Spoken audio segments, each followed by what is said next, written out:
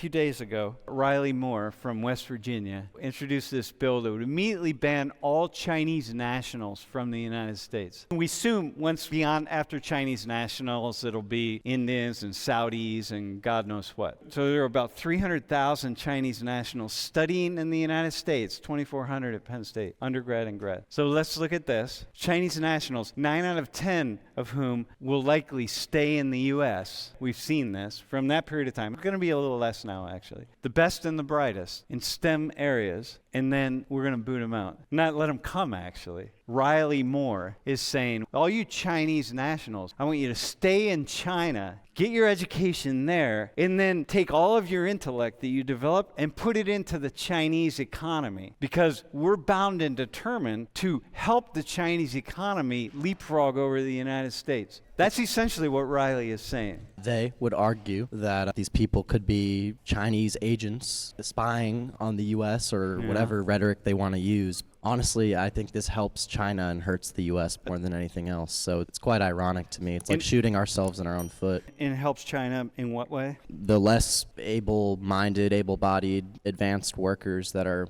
leaving China and using their expertise and their studies over there and then becoming doctors, scientists, researchers in China helps China more than it helps the U.S. Mm-hmm. Because here, if you got some Chinese scholars who are far more qualified than you, they're going to just move forward in a way that's so much further than what you could move forward, and it's just going to slow everything down, man. Just thinking about supporting the United States, supporting the U.S., right, the economy here and so on, this is one of the dumbest things I've ever seen anybody propose. And I've seen politicians propose a lot of really dumb things, but this might be right near the top. But right now, in these times of anti-immigration and so on, people will cheer. America first. That's what they'd argue. It's yeah, America they would first. argue. And people would cheer for that. If Riley Moore went to a big political rally, then people listening to Riley Moore say something like this would cheer, and they really wouldn't have any idea what they're cheering about. But if they understood the nature of how things are unfolding and the way that I just showed all this information, people would have to stop and say, like, hang on, man, I'm not really sure this would be a really good idea.